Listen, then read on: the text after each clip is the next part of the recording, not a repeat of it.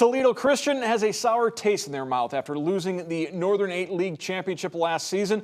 Fortunately, the Eagles have new motivation with the Ohio High School Football Coaches Association hosting its first 8-man state championship later this fall. As Nicole Weaving tells us, this Toledo Christian squad believes they have the chemistry and personnel to hoist the trophy.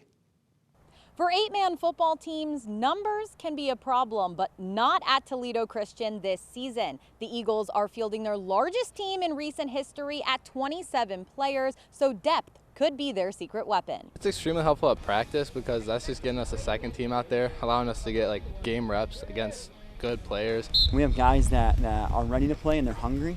It drives that competition, and and also just it makes us trust them more as coaches that, hey, when someone goes in, we don't got to change totally what we're doing.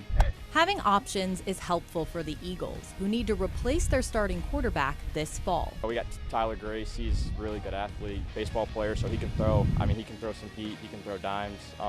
Kindbrink's good. He's dual threat. He can run. He can throw, and he's a lefty. So, that always makes things interesting for sure. Charlie Duck last year was a phenomenal talent. He run the ball, pass the ball. Three-sport athlete guy.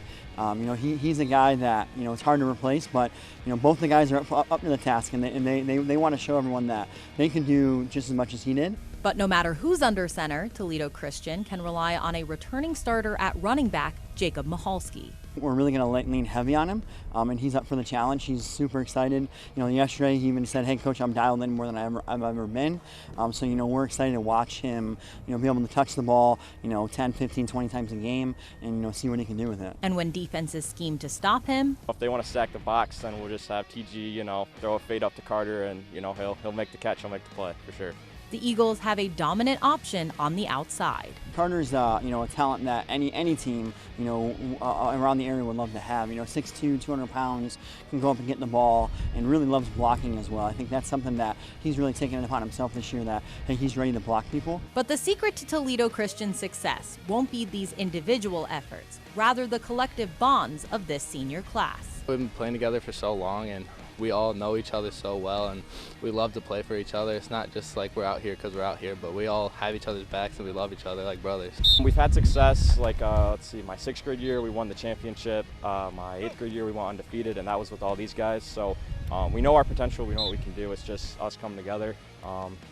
We believe in brotherhood, we're brothers, and that's just kind of our motivation is we know what we can do, so we just got to go out and do it. Especially with the new 8-man state championship at stake. It's extremely motivating, especially after we lost our league championship. We're ready to get something bigger and just show that we're a good team, and 8-man's not just some small football, but it's real football, and it's tough.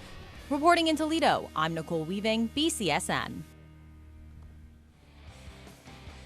The quest for the OHSFCA trophy starts in week 2. As the Eagles will host back-to-back home games against Morenci and Concord. Toledo Christian hitting the road the first time in week 4, taking on North Point Christian. That's up in Grand Rapids, Michigan. Most highly anticipated matchup coming in week 8 against Holgate. Eagles beating the Tigers handily during the regular season, but Holgate turned around and won the Northern 8 championship game. Toledo Christian finale comes at week 10 against Britton Deerfield.